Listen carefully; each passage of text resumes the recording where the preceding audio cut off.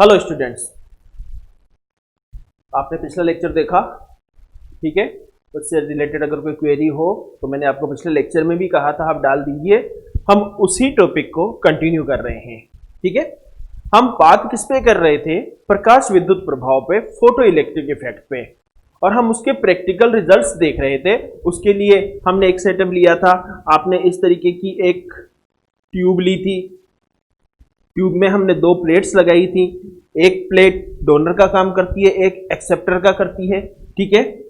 आपने सर्किटरी पूरी की, एक रेजिस्टेंस लगा दिया, की लगा दी, साथ में आपने एक बैटरी यूज कर ली। फिर हमने इस प्लेट पे क्या किया, आपके लाइट एमिट की, तो यहां से इलेक्ट्रॉन का एमिशन हुआ। Due to this negative potential ये इलेक्ट्रॉन कहां मूव कर रहे हैं? इस प्लेट से, ए प्लेट से सी प्लेट की तरफ, ठीक है। और जैसे ही ये सर्किट में गए आपको करंट मिला, जिसको आप एमीटर की हेल्प से या माइक्रोमीटर की हेल्प से नोट कर लेते हो। तो ये तो था आपके practical demonstration photo electric effect का, ठीक है। अब हम इसके रिजल्ट, प्रैक्टिकल रिजल्ट डिस्कस कर रहे थे, जैसा प्रैक्टिकली फाउंड था। तो हम प्रैक्टिकल रिजल्ट्स पे जब बात कर रहे थे तो आपके पास एक पहला रिजल्ट तो क्या आया था, जो हमने कल डिस्कस किया, कि जैसे ही मेटल सरफेस पे लाइट आपने इंसिडेंट की, मेटल सरफेस से फोटो इलेक्ट्रॉन का एमिशन हो गया, ठीक है। और इसमें कोई टाइम लेग नहीं था, there is no time lag, ठीक है, there is no time lag, कोई समय पश्चता, ठीक है। टाइम लेग मतलब आपके पास समय पश्चता, कोई समय पश्चता नहीं थी। ऐसा नहीं था कि आपने वहां सरफेस पे लाइट डाली, फिर कुछ टाइम के बाद इलेक्ट्रॉन बाहर निकल के आ रहा हो। आपने जैसे ही लाइट इंसिडेंट की मेटल सरफेस पे और इलेक्ट्रॉन का एमिशन हो गया, तो there is no time lag, ठीक है। एक आपके पास यहां से रिजल्ट मिलता है कि जो फोटो इलेक्ट्रॉन का जो उत्सर्जन होता है वो एक पर्टिकुलर फ्रीक्वेंसी से ऊपर ही होता है। अगर आप उससे कम फ्रीक्वेंसी का लाइट डालोगे तो फोटो इलेक्ट्रॉन का एमिशन नहीं होगा। और उस फ्रीक्वेंसी को, मिनिमम फ्रीक्वेंसी को हमने क्या कहा है? थ्रेशोल्ड फ्रीक्वेंसी, देहली आवृत्ति, ठीक है। तो वो फ्रीक्वेंसी क्या कहलाती है? आपके थ्रेशोल्ड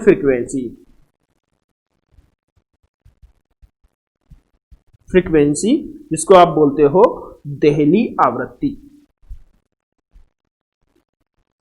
ठीक है। थर्ड बात करते हैं,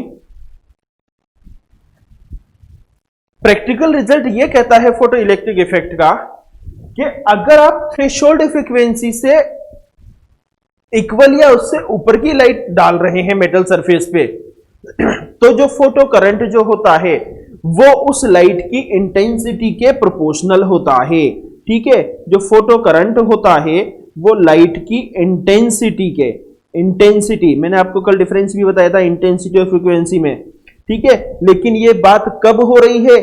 थ्रेशोल्ड फ्रीक्वेंसी पर या उसके ऊपर।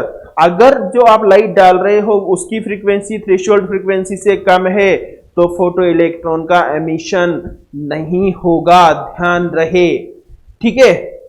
अब बात करते हैं हम स्टॉपिंग पोटेंशियल की। बहुत अच्छा है स्टॉपिंग पोटेंशियल। हम क्या कह रहे थे, अभी जो आपने ट्यूब बनाई थी, ठीक है, हमने ये ट्यूब बनाई थी आपने इस तरीके से, फिर हमने कहा ये डोनर प्लेट है, ये आपके एक्सेप्टर प्लेट है, यहां से आपके इलेक्ट्रॉन निकला, जैसे ही आपने यहां पर रेडिएशन डाला, ये आपने बैटरी जोड़ रखी है माइनस प्लस करके, ठीक है। तो यहां से नेगेटिव है तो नेगेटिव रिपेल करेगा और इलेक्ट्रॉन किस डायरेक्शन में मूव करेगा? आपके इस डायरेक्शन में। अगर हम बैटरी को उल्टा कर दें, बदल दें, इधर पॉजिटिव ले आए, इधर नेगेटिव ले आए, ठीक है, और धीरे धीरे पोटेंशियल की वैल्यू बढ़ाते चलें, तो धीरे धीरे क्या होगा? ये पॉजिटिव इलेक्ट्रॉन को अट्रैक्ट करेगा, लेकिन इलेक्ट्रॉन एकदम से निकला है तो उसकी टेंडेंसी क्या? आगे जाने की। लेकिन जैसे हम V को बढ़ाते जाएं, पोटेंशियल को बढ़ाते जाएं, तो एक स्टेज ऐसी आती है कि ये इलेक्ट्रॉन इस प्लेट तक पहुंचना ही बंद हो जाते हैं। और जब इलेक्ट्रॉन इस प्लेट तक पहुंचेगा ही नहीं तो सर्किट में कैसे जाएगा? सर्किट में मूव नहीं करेगा। और सर्किट में अगर मूव नहीं करेगा तो आपके जो प्रकाश विद्युत धारा मिल रही थी, फोटो इलेक्ट्रिक करंट मिल रहा था, उसकी वैल्यू क्या होगी? 0। तो पोटेंशियल, नेगेटिव पोटेंशियल की वो वैल्यू, नेगेटिव पोटेंशियल का मतलब नहीं है प्लस माइनस, हमने नेगेटिव पोटेंशियल का मतलब जो इनिशियली था उसको हमने रिवर्स कर दिया, रिवर्सिंग पोटेंशियल भी कहते हैं हम इसको, ठीक है। तो नेगेटिव पोटेंशियल की वह वैल्यू जहां पर फोटो इलेक्ट्रिक करंट की वैल्यू क्या होती है? 0 होती है, क्या कहलाता है? आपके स्टॉपिंग पोटेंशियल कहलाता है। ठीक है, विभव का वह मान जिस पर प्रकाश विद्युत धारा का मान शून्य होता है उसको क्या बोलते हैं हम? निरोधी विभव। तो फोर्थ पॉइंट जो आपके यहां पर मिल रहा है प्रैक्टिकल रिजल्ट में, वो क्या है आपके पास? Stopping potential.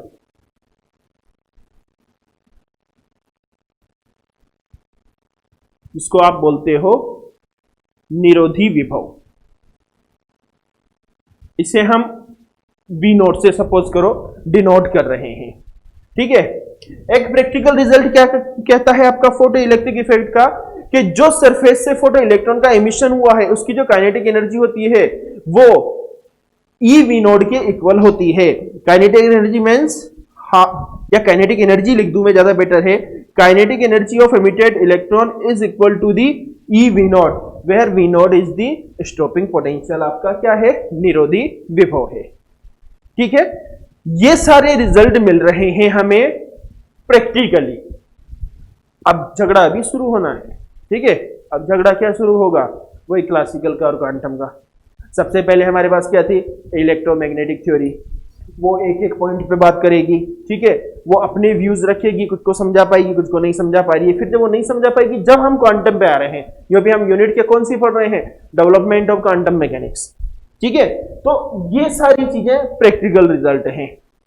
अब इन पे बात करते हुए हम बात करते हैं फेलियर्स ऑफ क्लासिकल मैकेनिक्स और electromagnetic theory to explain the photoelectric effect. प्रकाश विद्युत प्रभाव को समझाने में चिरसम्मत भौतिकी की असफलता। ठीक है, हम फेलियर्स की बात कर रहे हैं। क्लासिकल फिजिक्स या इलेक्ट्रोमैग्नेटिक थ्योरी किस तरीके से फेल हुई फोटो इलेक्ट्रिक इफेक्ट को समझाने में। ठीक है, तो बात आ रही है आपके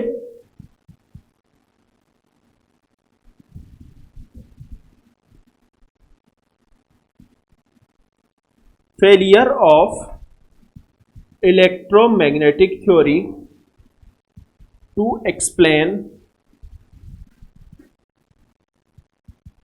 फोटो इलेक्ट्रिक इफेक्ट। प्रकाश विद्युत प्रभाव को समझाने में चिरसम्मत भौतिकी की असफलता। हमने थोड़ी सी बात इसके बारे में कल भी की थी। ठीक है, अब सबसे पहली बात तो सबसे first point, R Rajkumar movie का गाना कौन सा? कद्दू कटेगा तो सब में बटेगा, बटेगा। क्लासिकल फिजिक्स क्या कहती है कि साहब ये मेटल सरफेस है, आपने इस पर रेडिएशन डाले, रेडिएशन मतलब एनर्जी, तो यह ऊर्जा ऐसा तो है ही नहीं कि यहां सिर्फ एक ही इलेक्ट्रॉन अवेलेबल था, यहां बहुत सारे रहे होंगे। एक मोल में कितने होते हैं? 10 टू द पावर 18। तो ये ऊर्जा प्रकाशीय क्षेत्र में उपस्थित यहां जो थे उनमें सबको थोड़ी थोड़ी करके मिलनी चाहिए, सब में बराबर बंटनी चाहिए थी। ठीक है, और अगर ऐसा होता तो इलेक्ट्रॉन को इतनी एनर्जी इकट्ठा करने में कि वो सरफेस के बाहर आ सके, हो सकता है कुछ सेकंड लग जाते, कुछ मिनट लग जाते, कुछ घंटे लग जाते, कुछ दिन लग जाते, कुछ साल लग जाते। लेकिन प्रैक्टिकल रिजल्ट क्या कह रहा है आपके कि यहां तो आपने सरफेस पे लाइट डाली और फोटो इलेक्ट्रॉन का एमिशन हो गया। इस चीज की व्याख्या आपके क्लासिकल फिजिक्स इलेक्ट्रोमैग्नेटिक थ्योरी नहीं कर पाई। ठीक है, इलेक्ट्रोमैग्नेटिक थ्योरी का मानना था कि भाई सब में बढ़ती तो कुछ तो टाइम लगता, लेकिन प्रैक्टिकल रिजल्ट कह रहा है कि यहां तो आपने लाइट डाली और यहां से एमिशन हो गया। तो इलेक्ट्रोमैग्नेटिक थ्योरी इस चीज की व्याख्या बिल्कुल भी नहीं कर पाई कि ऐसा क्यों हो रहा है। तो इलेक्ट्रोमैग्नेटिक थ्योरी इस चीज को समझाने में आपके क्या हो गई? फेल हो गई। दूसरी बात, इलेक्ट्रोमैग्नेटिक थ्योरी यूं कहती है कि चाहे आप लाइट की फ्रीक्वेंसी आवृत्ति कुछ भी रख लो, लेकिन हम जानते हैं कि लाइट की जो एनर्जी होती है उसकी तीव्रता के समानुपाती होती है इंटेंसिटी के। तो फ्रीक्वेंसी आवृत्ति चाहे जो भी हो, लेकिन अगर हम लाइट की तीव्रता बढ़ा दें मतलब ऊर्जा बढ़ा दें, तो फोटो इलेक्ट्रॉन का एमिशन होना चाहिए, फोटो उत्सर्जन होना चाहिए। क्योंकि हमने चाहे आवृत्ति कम रख ली लेकिन हमने ऊर्जा तो बढ़ा दी। अब ज्यादा ऊर्जा अगर हम सरफेस पे डाल रहे हैं तो इलेक्ट्रॉन बाहर आना चाहिए। लेकिन प्रैक्टिकल रिजल्ट क्या कहता है कि थ्रेशोल्ड फ्रीक्वेंसी, दहली आवृत्ति से कम आवृत्ति पर फोटो इलेक्ट्रॉन का उत्सर्जन नहीं होता है। इस बात को समझाने में भी आपकी क्लासिकल फिजिक्स फेल होगी। ठीक है, अब जब क्लासिकल फेल हो गई, अब देखिए डेवलपमेंट हो रहा है क्वांटम मैकेनिक्स का। अब आइंस्टीन साहब आ रहे हैं। अब आइंस्टीन साहब आके क्या कर रहे हैं, आपके फोटो इलेक्ट्रिक इफेक्ट का एक्सप्लेनेशन दे रहे हैं। ठीक है, तो अब बात किसकी करते हैं हम, आइंस्टीन्स एक्सप्लेनेशन की।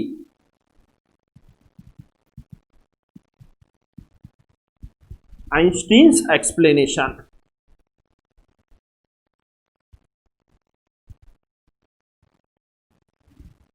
और देखो आइंस्टीन ने फोटो इलेक्ट्रिक इफेक्ट को किस बेसिस पे समझाया, प्लांक के क्वांटम प्रिंसिपल पे, प्लांक के क्वांटम सिद्धांत पे। और प्लांक का क्वांटम सिद्धांत क्या कहता है, हम दोनों लेक्चर से डिस्कस कर रहे हैं इस चीज पे कि the emission and absorption of light is takes place in the form of some packets and each packet is known as quanta और फोटोन। प्रकाश का उत्सर्जन तथा अवशोषण छोटे छोटे पैकेट्स के रूप में होता है, और उस पैकेट को हम क्या कहते हैं, क्वांटा और फोटोन। फोटोन क्या है, जनरल भाषा में बोले तो विद्युत चुंबकीय तरंग का क्वांटा। फोटोन क्या है आपके पास, विद्युत चुंबकीय तरंग का क्वांटा। विद्युत चुंबकीय तरंग मींस लाइट, तो उसको क्या बोलते हैं, फोटोन। अब आइंस्टीन साहब जब व्याख्या कर रहे हैं तो आइंस्टीन साहब ये कह रहे हैं कि जैसे क्लासिकल फिजिक्स कह रही थी ना भाई, कद्दू कटेगा तो सब में बटेगा। एनर्जी जब आपने डाली मेटल सरफेस पे तो सब इलेक्ट्रॉनों को मिलनी चाहिए थी। क्यों, क्योंकि क्लासिकल फिजिक्स किस नेचर में बात करती है, वेव नेचर में बात करती है, तरंग प्रकृति में बात करती है। उस टाइम तो वो कण प्रकृति को, प्रकाश की कण प्रकृति को मानते ही नहीं थे। लेकिन प्लांक ने कहा कि छोटे छोटे पैकेट में होगा, पैकेट मतलब कण। प्रकाश कैसा हो गया, वो पार्टिकल नेचर में है। E equals to H nu जो इक्वेशन है वो क्या कहती है, पार्टिकल नेचर है। तो आइंस्टीन कहता है कि जैसे ही एच न्यू एनर्जी का फोटोन हम मेटल सरफेस पे डालते हैं, एच न्यू एनर्जी का फोटोन हम कहां डालते हैं, मेटल सरफेस पे, मतलब आप एक पार्टिकल मेटल सरफेस पे डाल रहे हो, तो उसका जो एब्जॉर्प्शन होता है वो केवल एक ही इलेक्ट्रॉन के द्वारा होता है। ऐसा नहीं है कि ऊर्जा सब में बढ़ती है। और एक इलेक्ट्रॉन उस ऊर्जा को लेकर मेटल सरफेस से बाहर आ जाता है और फोटो इलेक्ट्रॉन का उत्सर्जन हो जाता है, और दोनों के बीच में कोई टाइम लेग नहीं होता, कोई समय पछता नहीं होती।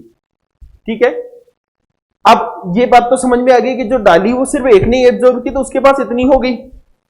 लेकिन फिर क्लासिकल फिजिक्स वाले कह रहे हैं कि भैया वो दहली आवृत्ति थ्रेशोल्ड फ्रीक्वेंसी वाला कंसेप्ट का क्या, भाई हम कह रहे हैं ना भाई उससे कम का डाल दो, एनर्जी बढ़ा लो, लेकिन एनर्जी बढ़ाने के बाद तो निकलना चाहिए, फ्रीक्वेंसी वाला तो कंसेप्ट समझ में नहीं आया।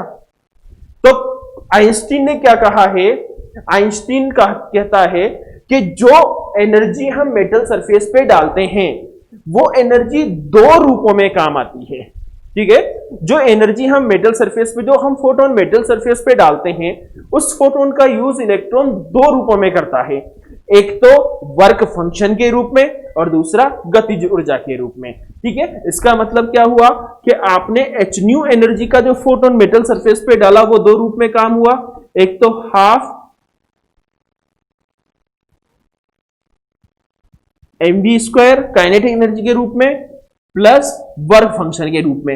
अब सबसे पहली बात तो वर्क फंक्शन क्या होता है, इसको बोलते हो आप वर्क फंक्शन। वर्क फंक्शन कार्यफलन,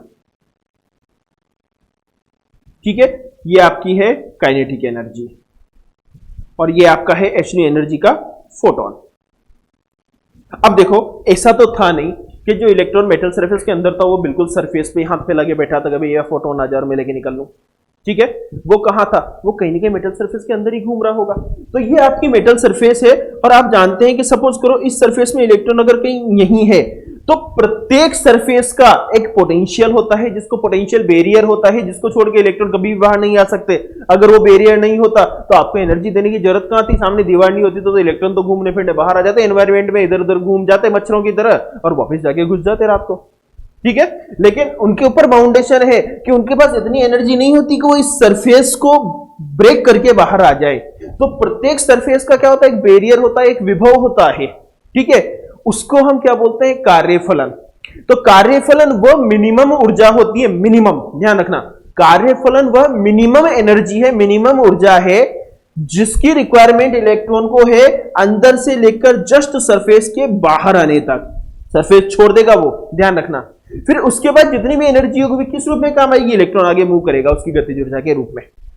तो जो आप फोटोन डाल रहे हो उसकी ऊर्जा दो रूप में काम आ रही है, एक तो कार्यफलन के रूप में और उस कार्यफलन के लिए जितनी ऊर्जा के लिए जितनी आवृत्ति निश्चित है, उसी आवृत्ति को हम क्या बोलते हैं, देहली आवृत्ति। अगर उससे कम आवृत्ति का आप डालोगे, चाहे इंटेंसिटी बढ़ा लो, तो इलेक्ट्रॉन मेटल सरफेस नहीं छोड़ेगा, क्योंकि उसको उस आवृत्ति को क्रॉस करके ही आना है। आई बात समझ में? तो जो hν ऊर्जा का फोटोन डाल रहे हैं वो किस रूप में काम आ रहा है, गतिज ऊर्जा के रूप में प्लस कार्यफलन के रूप में। ठीक है, अब इसी को थोड़ा सा आगे देखते हैं।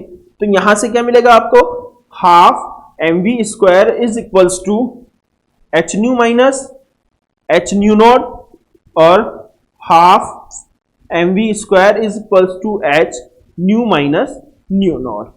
ये कहलाती है आपके आइंस्टीन की प्रकाश विद्युत समीकरण। ठीक है, this is known as Einstein's photo electric equation.